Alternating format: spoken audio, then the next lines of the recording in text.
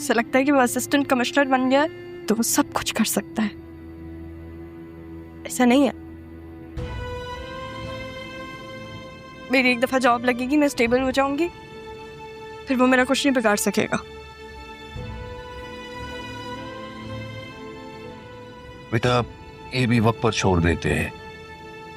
आप देखो ना, जब मैंने वक्त से वक्त मांगा था तुम तक पहुंचने के लिए, तो फिर ये भी वक्त पर ही छोड़ देते हैं।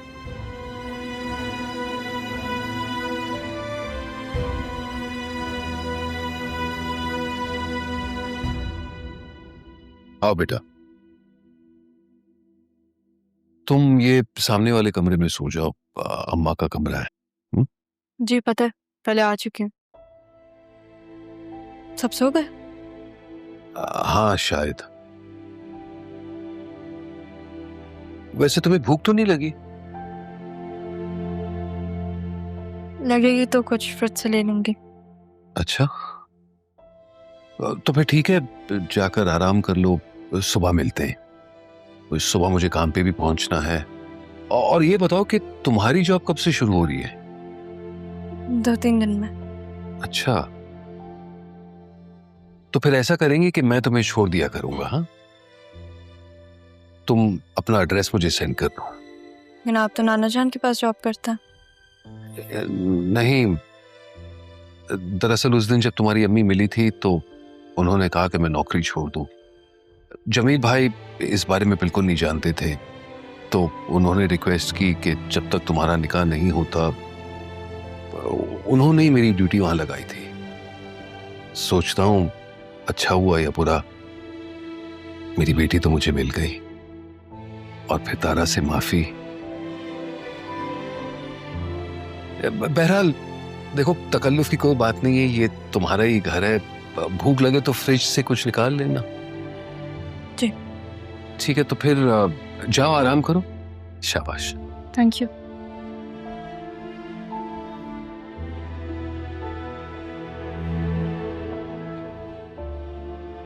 अगर अरमान ने नहीं मना किया होता ना, तो बता देता इसे कि वसीम ने मुझे थाने में बंद करवाया था। खुदा अरमान को लंबी उम्र दे।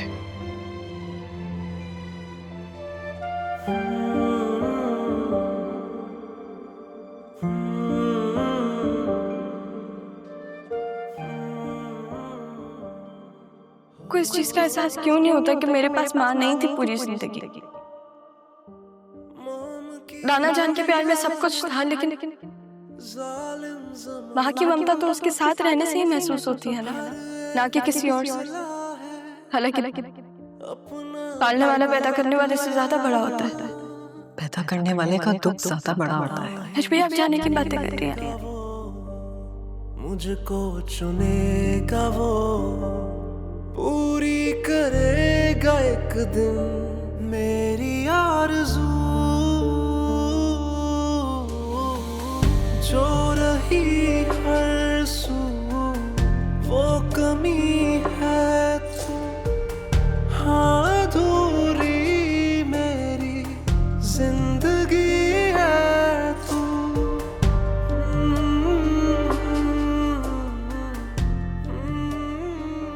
नाना जान भी मुझे छोड़ के चलेगा, आप भी चली जाए, वैसे भी मुझे अकेले रहने की आदत है। नहीं, अगर तुम कहोगे तो मैं कहीं नहीं जाऊंगी। मैं नहीं चाहती कि आप जाए, लेकिन तुम यूं मुंह छुपाकर मत बैठो रहा।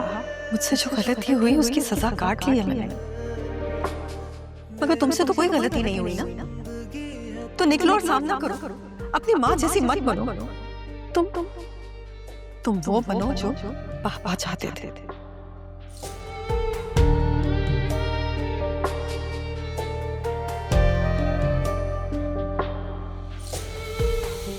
हर पल शिकायतें, हर दिन गिला है। अम्मी को बोले वो वापस आ जाए। मैंने वक्त कितना गुजारा है उनके साथ।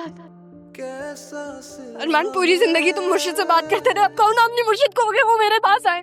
मेरी खताएं क्या, पाई सजाएं क्या, पूछूं खुदा से मैं हो के रूबरू।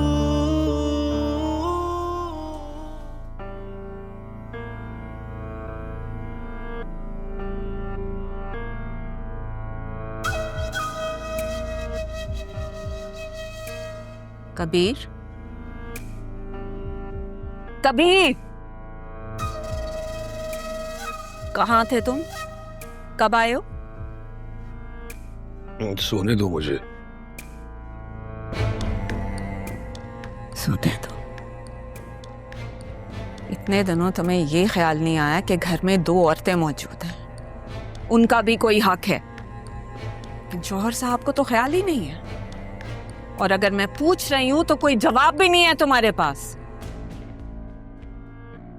है कोई जवाब?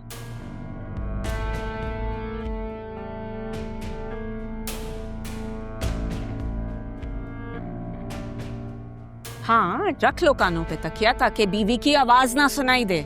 बल्कि मैं कहती हूँ सीसा घोल कर डाल लो ताकि कुछ भी ना सुनाई दे। हो गई तुम्हारी बड़बड़, सोने तो दो। सुनने दो ने। काम के लिए मैं जो रह गई हूँ, खाला खुद तो मर गई, मेरे लिए ये मुश्किलें छोड़ गई है।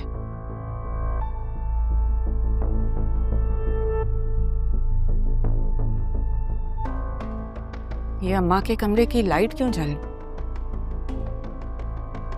जब सोना नहीं है तो लाइट नहीं बंद कर सकते थे। बिजली देने के लिए मेरी नौकरी जो।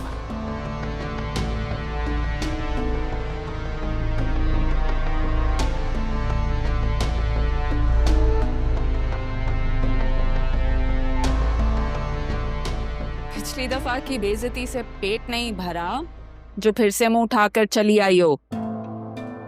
मैं उठाकर नहीं आई, अब्बू लेकर आया। कबीर लेकर आया। देखती हूँ मैं तुम यहाँ कैसे रहोगी।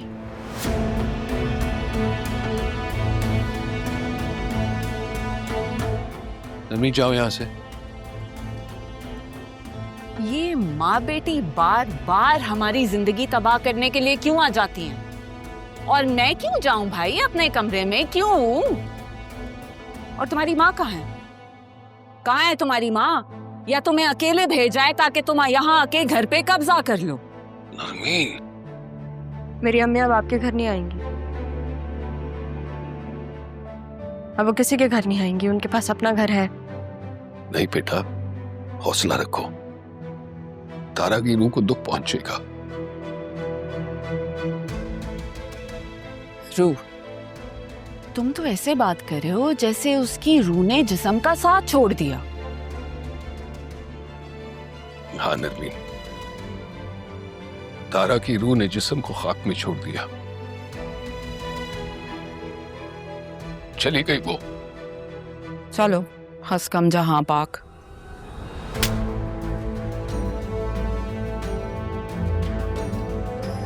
पत्थर दिल औरत, किसी की मौत पर ऐसा कैसे कह सकती हो?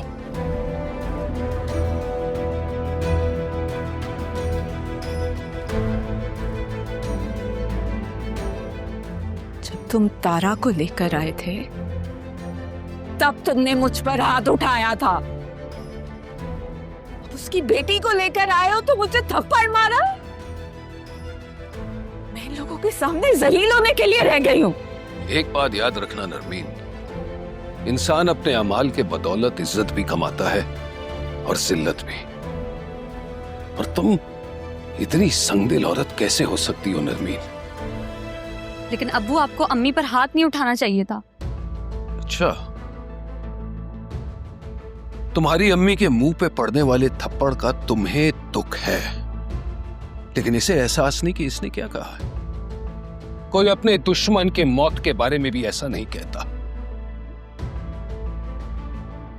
बेटा, तुम्हारी मां वो औरत है जिसने मुझे हासिल करने के लिए मेरी मां के साथ मिलकर इन दोनों मां बेटी को दरपदर कर दिया, और फिर भी सुकून नहीं मिला। चले अम्मी। जाओ यहां से, जाओ यहां से।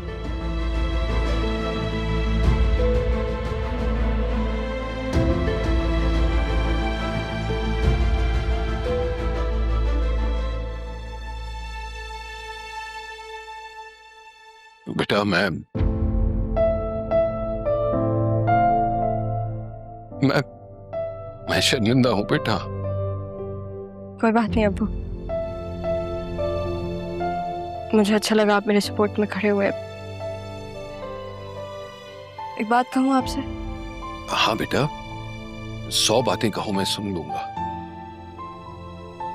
हाथ नहीं उठाना चाहिए था, औलाद के सामने तो बिल्कुल नहीं। कुछ भी सही हो, आपकी बीवी तो है ना।